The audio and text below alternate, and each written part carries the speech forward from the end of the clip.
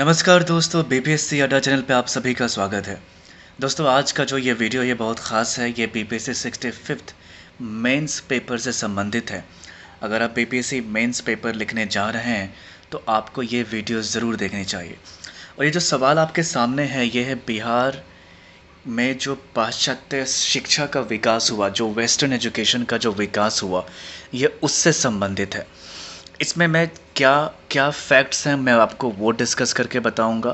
पहले आपको ये बताना चाहूँगा कि बीपीएससी 63, 62 एंड 60 में ये सवाल पूछा जा चुका है। इसके मद्देनज़र ये सवाल बहुत ही महत्वपूर्ण हो जाता है। तो आप अगर देखें ये सवाल तो कह रहे हैं कि बिहार में सन 1813 से सन 1947 तक पाश्चात्य शिक्षा के विकास की विवेचना करें। यानी कि विवेचना करने की बात कह रहा है ये। एक तरीके से आप कह सकते हैं, व्याख्या कह सकते हैं आप। तो आपको ये देखना है कि आप इसमें आप आंसर राइटिंग कैसे करेंगे। आपको मैं दोस्तों एक बहुत ही इम्पोर्टेंट बात बताता हूँ कि देखिए, पीटी का जो एग्ज़ाम है आपको उसमें 80% फैक्ट याद करने होते हैं, 20% कॉन्सेप्ट आप देखना होता है, लेकिन 20% का वेटेज ज़्यादा होता है आप इस तरीके से देखें तो। लेकिन यहाँ पे भी 80% आपका कॉन्सेप्ट है और 20% जो है वो है फैक्ट। और वो जो फैक्ट है वो आप एज अ की पॉइंट के तरह से देख सकते हैं। और ऐसा नहीं कि वो 20% जो आपका फैक्ट है वो आपके काम नहीं आएगा या उसका कम वेटेज है, नहीं।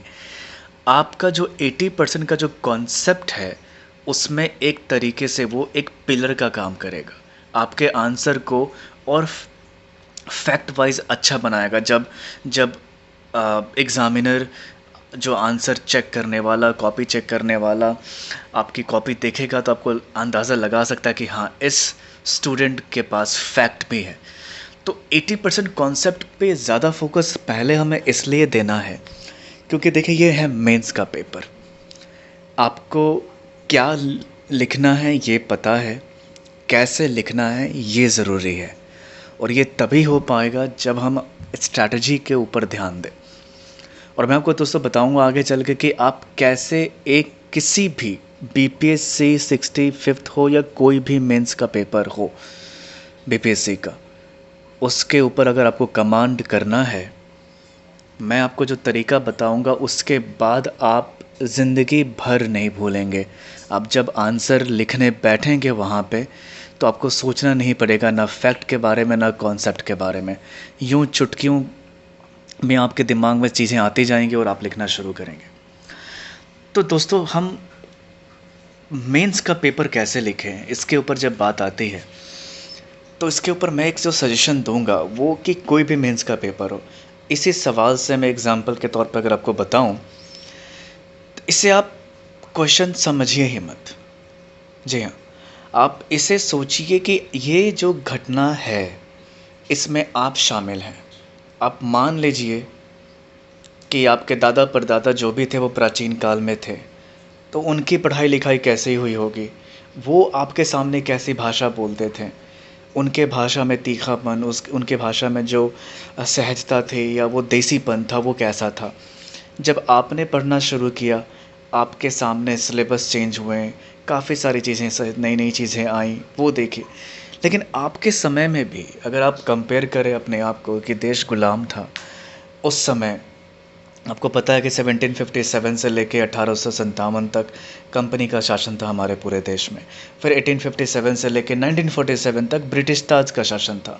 इसमें काफ़ी चीज़ें हुई, संविधान बना, काफ़ी सारे एक्ट आए, काफ़ी सारे चार्टर एक्ट्स आए, पिट्स इंडिया एक्ट आया, बहुत सारे भारत शासन अधिनियम 1935 आया, बहुत सारी चीज़ें आई, मार्लो मिंटो सुधार आया, आपको चेम्सफोर्ड रिफॉर्मेशन आया, बहुत कुछ आया।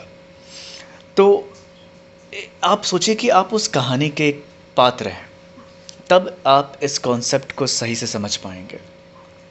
तो ये कह रहा है कि बिहार में सन 1813 से सन 1947 तक पाश्चात्य शिक्षा के विकास की विवेचना कीजिए। तो आपको विवेचना कैसे करना है आप देखिए, सवाल अगर देखेंगे आप तो ये कह रहा है उत्तर के रूप में कि प्राचीन काल से बिहार शिक्षा का केंद्र रहा है। बिहार स्थित नालंदा विश्वविद्यालय देश ही नहीं बल्कि विदेशों में भी शिक्षण केंद्रों में से एक महत्वपूर्ण केंद्र माना जाता था। लेकिन उस समय की जो पढ़ाई लिखाई थी, उस शिक्षण का जो सोर्स था, प्रशिक्षण का जो सोर्स था, मीडियम था, वो था संस्कृत भाषा में होता था। जो नालंदा कॉलेज की बात, विश्वविद्यालय की बात की जाए वहाँ की, तो आप बिहार पे फोकस कीजिए। आप बिहार के नहीं भी हैं तो मान लीजिए कि आप बिहारी हैं, आप वहाँ का अपने आप को मान लीजिए। फिर कह रहे हैं कि बिहार में पाश्चात्य शिक्षा का जो प्रसार है वो 1813 के चार्टर अधिनियम में प्रति वर्ष 1 लाख रुपए प्रति वर्ष शिक्षा पर खर्च करने के प्रावधान के साथ शुरू हुआ। लेकिन देश में पाश्चात्य शिक्षा का प्रारंभ दौर 1835 ईस्वी से माना गया है। आपको बताना चाहूँगा एक फैक्ट दोस्तों कि ये 1813 में जब 1 लाख रुपए की बात हो गई, लेकिन ये उस समय आपको बिलीव नहीं हुआ कि 1823 तक ये पैसा दिया ही नहीं गया था। जी हाँ, 1823 तक वो 1 लाख रुपए बात की थी। जो वो जैसे हमारे यहाँ काफ़ी सारे चीज़ें होती हैं, बजट पेश होता है, काफ़ी चीज़ें होती हैं, पता चलता है कि वो शिलान्यास कर दिया है उन्होंने लेकिन उसका निर्माण ही नहीं हुआ, तो वो पेंडिंग में सारी योजनाएं चलती रहती। ठीक वैसे ही था ये, एक तरीके से कह सकते हैं ये भी एक योजना ही थी। जितने भी पैसे चाहते थे वो भी एक योजना की तरह आते थे। तो उन्हें 1823 तक नहीं हुआ। फिर कह रहा कि 1835 का जो दौर था, जो विलियम बेंटिक थे हमारे उस समय के लॉर्ड, जो गवर्नर थे, गवर्नर जनरल थे, वो थे। उनके दौर में एक आया मैकाले शिक्षा नीति, उसे देखते हैं। ये कह लॉर्ड मैकाले की शिक्षा नीति कह रहा है कि लॉर्ड मैकाले की शिक्षा नीति के तहत सबसे ज़्यादा पाश्चात्य शिक्षा पर जोर दिया गया। साथ ही यह भी घोषणा की गई कि अंग्रेज़ी शिक्षा प्रदान करने वाले शिक्षण संस्थानों को वित्तीय सुविधा उपलब्ध कराई जाएगी। आपने 1813 में देखा 1 लाख रुपए के बात हो गई, लेकिन यहाँ पे क्या गेम है कि भाई साहब अगर आप अंग्रेज़ी शिक्षा को बढ़ावा देते हैं और उसके ऊपर काम करते हैं तो आपको वित्तीय सुविधा जो है उपलब्ध कराई जाएगी सही तरीके से। तो अगर अंग्रेज़ी शिक्षा को बढ़ावा देने के लिए बिहार में इसे अनेक बुद्धिजीवियों ने भी इसका समर्थन किया। तो उस समय के टिकरी के महाराजा थे हमारे मित्रजीत सिंह साहब, फिर दरभंगा रनर्स थे वहाँ के राजा रुद्र सिंह ने। वो अंग्रेज़ी शिक्षा को लोकप्रिय बनाने के लिए इन्होंने भी अपनी तरफ से आर्थिक सहायता दी। तो ये 1835 के बाद ये शुरू हुआ काम।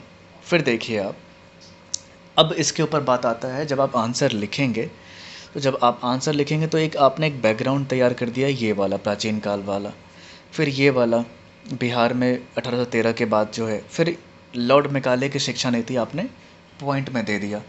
फिर ये तो गवर्नर की बात थी, ठीक है। अब इसका सरकारी प्रयास जो था वो कैसे हुआ था, वो कह कि भारत के governor general Lord William Bentinck ने बिहार में शिक्षा को बढ़ावा देने के लिए अनेक सरकारी प्रयास किए।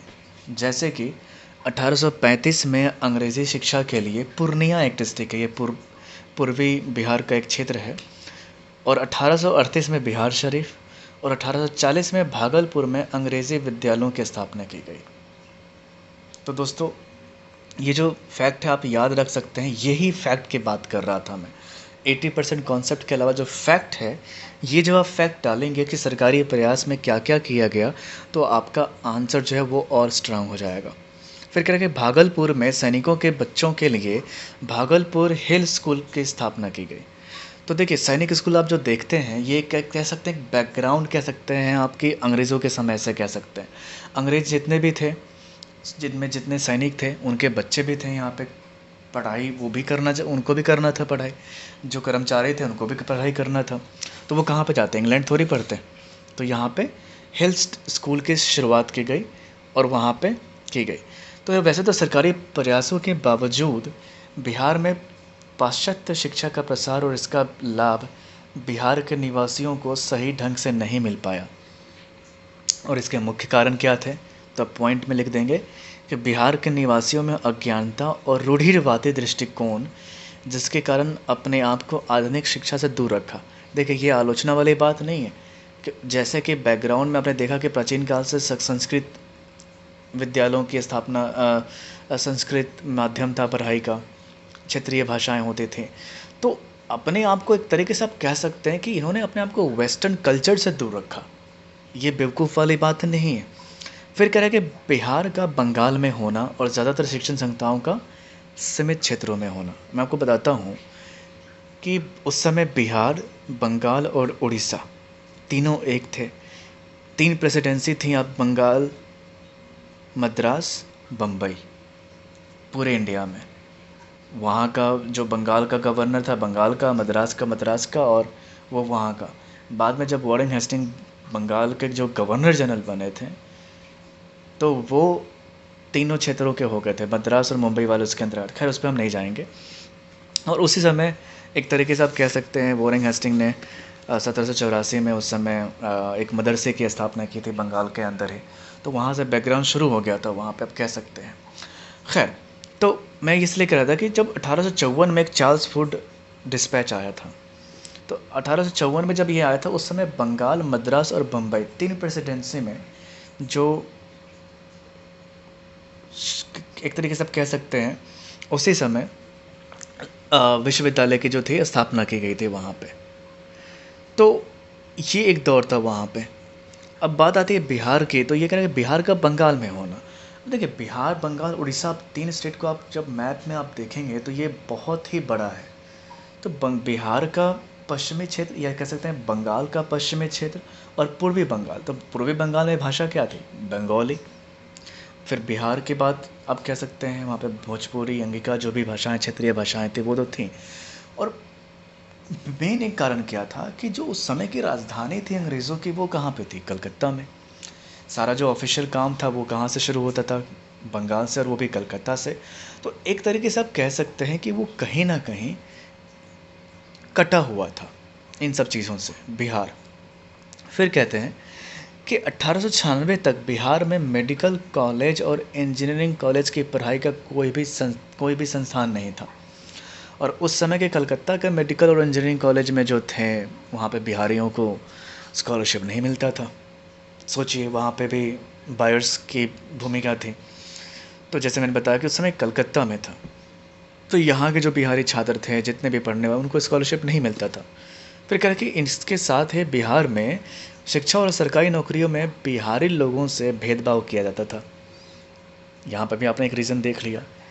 वकालत, डॉक्टरी जैसे पेशों में उस समय ज़्यादातर बंगालियों का कब्जा था। तो देखिए इसमें आप 2 पहलू देख सकते हैं। एक रूढ़िवादी सोच कह सकते हैं कि भाई हम वेस्टर्न एजुकेशन की तरफ नहीं जाएंगे। दूसरा, बंगालियों ने इसको सबसे पहले अपनाया। इस वजह से चाहे वो इंग्लिश लिटरेचर हो या एजुकेशन में हो या डॉक्टरी हो, बंगाली कहते हैं Bengali doctor, Bengali doctor, Bengali doctor. तो ये एक तरीके से वहाँ से शुरुआत हो गई थी उसकी। फिर कहीं इन सभी दोषों के कारण बिहार को बंगाल से अलग करने की मांग उठने लगी। तो एक खाका तैयार हुआ था वहाँ पे कि जब कुछ ऐसे वहाँ पे पढ़े लिखे लोग थे, इसमें सच्चिदानंद सिन्हा का नाम आता है।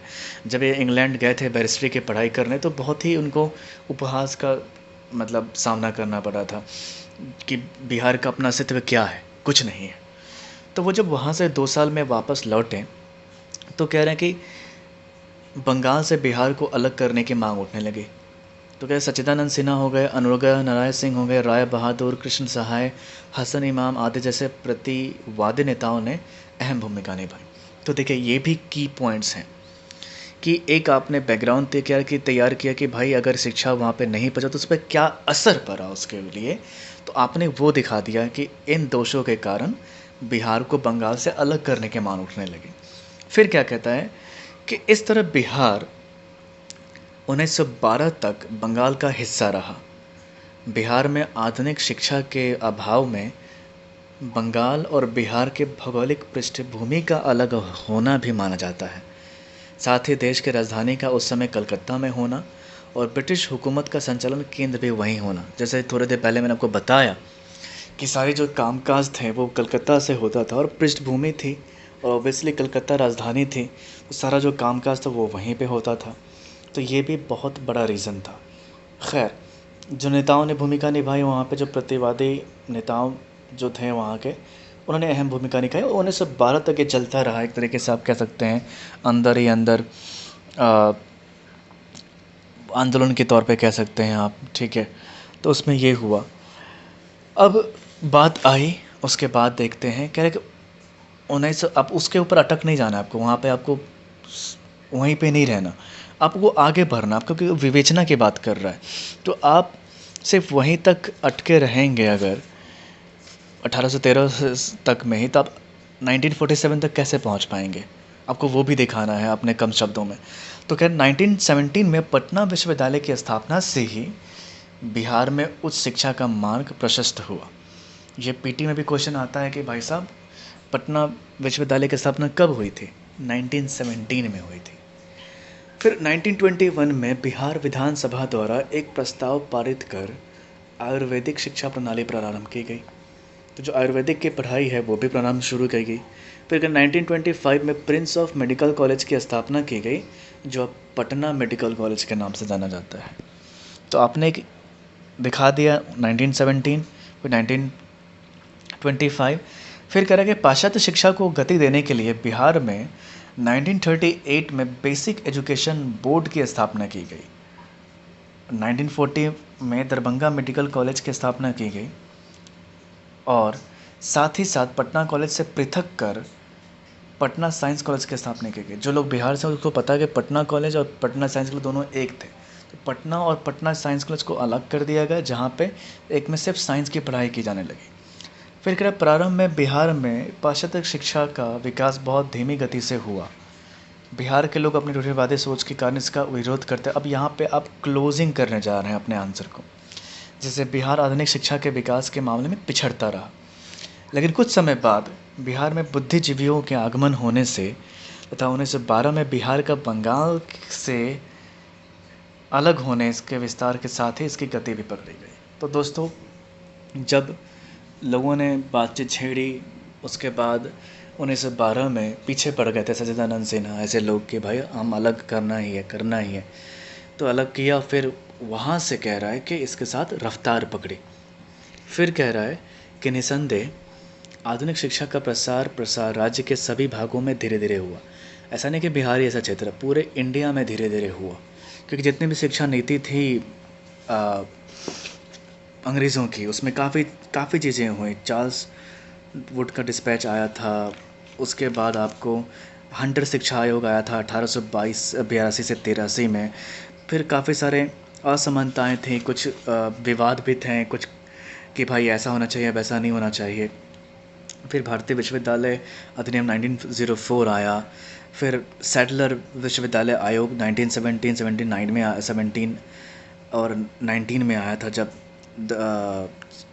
जेम्स फोर्ड का वो द्वैध शासन का जो व्यवस्था शुरू की गई थी। तो ऐसे में बातचीत होते गई और धीरे धीरे होते होते आप देख सकते हैं कि पाश्चात्य शिक्षा के कारण ही पृथक बिहार के आंदोलन का सूत्रपात हुआ और इससे बिहार के निवासियों में सामाजिक, आर्थिक और शैक्षणिक स्थिति में बदलाव आ सका। तो दोस्तों, अंग्रेज़ों ने, आपको पता है कि अंग्रेज़ी शिक्षा को बढ़ावा इसलिए दिया कि आपको याद होगा, बचपन से सुनते आ रहे होंगे कि भाई भारतीय देखने में तो रंग से भारतीय हों लेकिन मन से हो वो अंग्रेज़ हों। लेकिन ये उल्टा पड़ गया जब, और इसका एक कारण ये भी था अंग्रेज़ों के लिए कि जो कर्मचारी होते थे उनके अपने ऑफिस में काम करने के लिए वो कैसे कर पाते, जो सामंजस्य था वो कैसे बैठ पाता। तो यहाँ पे चीज़ें हुई, काफ़ी अच्छे भी काम हुए। राजा राम मोहन राय ने भी 1817 में आपको कोलकाता में हिंदू कॉलेज की स्थापना की थी एक तरीके से। तो वो कोलकाता की बात है, बंगाल की बात हो गई है। यहाँ पे बिहार की बात करें, अब बात अगर की पॉइंट्स की बात देखें, अगर अब देखेंगे कि बिहार में प्राचीन शिक्षा का केंद्र और इसका माध्यम, यहाँ से शुरू करना है आपको, डायरेक्ट आंसर पर नहीं आना। दिमाग में एक बात बैठा लीजिए दोस्त, जो भी एग्ज़ाम दे रहा है PPSC 65 का या जो आगे देंगे 66 मेंस का, कि आप एक बैकग्राउंड तैयार करना बहुत ज़रूरी है, जिसको प्रस्तावना के तरीके से आप कह सकते हैं। आप डायरेक्ट मत आइए, एक भूमिका बांधिए, फिर आप फैक्ट उसके ऊपर आइए कि जो मेन हेडिंग है उसके ऊपर आप आइए। तो कह रहा है कि की पॉइंट्स में 1813 का चार्टर्ड अधिनियम आपने बता दिया कि हाँ जी 1 लाख प्रति वर्ष खर्च करने की बात की गई। फिर लॉर्ड मैकाले की शिक्षा नीति बता दी आपने 1835 के आसपास। फिर 1835 का ही चार्टर्ड अधिनियम और लॉर्ड विलियम बेंटिंग की जो सरकारी योजना थी उसके ऊपर आपने चर्चा कर दी। फिर बिहार में आधुनिक शिक्षा के प्रसार में प्रतिवादी नेताओं का योगदान, उनके नाम के साथ मैं कह रहा हूँ, जैसे अनुग्रह नारायण सिंह हो गए, सच्चिदानंद सिन्हा हो गए, हसन इमाम हो गए, ऐसे ऐसे लोगों के आपने एक की पॉइंट्स के ऊपर डाल दिया तो को एग्जामिनर को लगेगा कि हाँ भाई आपको फैक्ट्स भी पता है। फिर बिहार में विभिन्न कॉलेजों और शिक्षण और रिसर्च संस्थाओं की स्थापना, तो ये भी आप दिमाग में रखेंगे कि चाहे पटना कॉलेज 1917 हो, चाहे पटना प्रिंस कॉलेज हो या मेडिकल कॉलेज हो, या जैसे मैंने बताया था 1838 में पूर्णिया, 1835 में पूर्णिया, 1838 में आपको बिहार शरीफ और 1840 में भागलपुर। ऐसे ऐसे फैक्ट आप जब डालेंगे तो आपका आंसर तैयार हो जाएगा। तो ये मैं कहने वाला था दोस्तों कि आप कभी भी मेंस के पेपर को पेपर की तरह मत लिखिए, आप याद कीजिए, बैकग्राउंड में जाइए।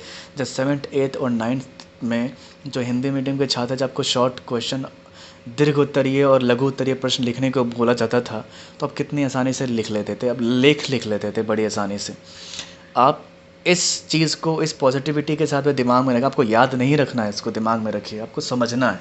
समझ गए तो आपने लिख दिया। और जो मेन जो है मूल मंत्र, ये ऐसे नहीं लिख देंगे आप, क्योंकि आप जब एग्ज़ाम में बैठेंगे आपको याद तो होगा लेकिन लिख नहीं पाएंगे। तो उसके लिए क्या करना पड़ेगा? उसके लिए करना पड़ेगा आपको प्रैक्टिस। आप जितने भी सिलेबस देखते हैं उसको निकालिए, जो प्रीवियस ईयर के क्वेश्चन हैं निकालिए, पढ़िए, लिखना शुरू कीजिए। और ट्रस्ट में दोस्तों, एक क्वेश्चन को आप 20 बार उसका आंसर लिखिए, कम से कम। उंगली में दर्द हो जाए तो क्या है, कम से कम 20 बार लिखिए। हर बार मैं आपको गारंटी के साथ कह सकता हूँ कि आप कुछ ना कुछ इम्प्रूवमेंट लाएंगे और आपका आंसर पिछली बार से बेटर लिखा जाएगा। और जब आप 20 बार लिख लेंगे तो आपको सबकॉन्शियस माइंड में, आपके दिमाग में ये चीज़ बैठ जाएगी कि आपने क्या लिखा था। तो 20 बार लिखने का मतलब कि आप 20 बार फैक्ट लिखेंगे, 20 बार उन बातों को दोहराएंगे। नालंदा विश्वविद्यालय की बात करेंगे आप, चार्टर्ड अधिनियम की बात करेंगे आप, या फिर अगर कोई भी मेंस की पेपर को आप ले लें, चाहे वो 1857 का विद्रोह हो तो कुंवर सिंह की बात करेंगे आप, कैसे लक्ष्मीबाई की बात करेंगे आप, कैसे तात्या टोपे की बात करेंगे आप, कैसे लखनऊ की बात करेंगे आप, बरेली की बात करेंगे आप, इलाहाबाद की बात करेंगे आप, चाहे बक्सर के युद्ध की बात करें तो कैसे शाह आलम की बात करेंगे आप, कैसे 1764 की बात करेंगे, कैसे कैसे मीर कासिम की बात करेंगे आप, कैसे इलाहाबाद की संधि की बात याद करेंगे आप। तो ऐसे आप कम से कम 20 बार लिखने की कोशिश कीजिए, एंड ट्रस्ट में आप सही ढंग से आप आंसर लिख पाएंगे।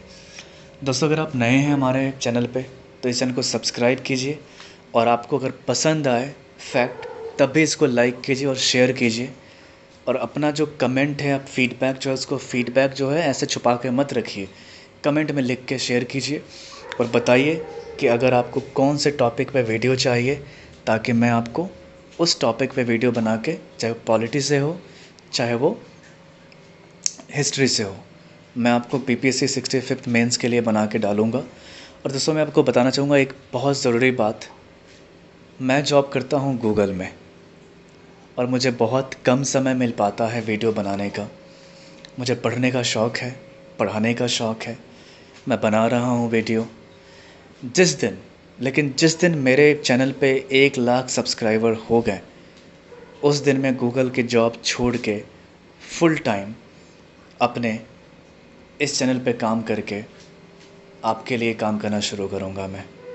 तो दोस्तों, ये गुजारिश है आपसे, सब्सक्राइब कीजिए अगर आप चैनल पे नए हैं, वीडियो देखिए, अपना फीडबैक ज़रूर शेयर करें। कोई भी इन्फॉर्मेशन हो, कुछ भी चाहिए हो आपको, मटेरियल से रिलेटेड हो, सिलेबस से रिलेटेड हो, कुछ भी हो, कमेंट बॉक्स में लिखिए, मैं आपको जवाब दूंगा। कुछ भी आपको भेजना होगा, आपका ईमेल एड्रेस मैं मांगूंगा और आपको मैं मटेरियल भी भेज दूंगा जो मेरे पास होगा। तो दोस्तों, आज के लिए बस इतना ही। मुझे उम्मीद है आपको पसंद आया होगा, यह वीडियो पसंद आया है तो आगे की पढ़ाई करते रहिए। फिर मैं बहुत जल्द एक नेक्स्ट वीडियो, बहुत जल्द BPSC 65th के लिए मैं आर्ट एंड कल्चर का मैं आपको बना के डाला। और हाँ, चंपारण सत्याग्रह पे मैंने एक और वीडियो बना रखी है, आप जाके उसके ऊपर देख सकते हैं, वो कहानी के रूप में है। चंपारण सत्याग्रह बिहार का फेवरेट क्वेश्चन है BPSC का, तो उसमें एक वीडियो मैंने बना रखा है। अगर आपने वीडियो नहीं देखी है, जाकर आप देखिए, उसको एक बार सुन लेंगे ऑडियो आर्टिकल के रूप में, आपको याद हो जाना है। तो दोस्तों, thank you so much for watching और जय हिंद, बाय।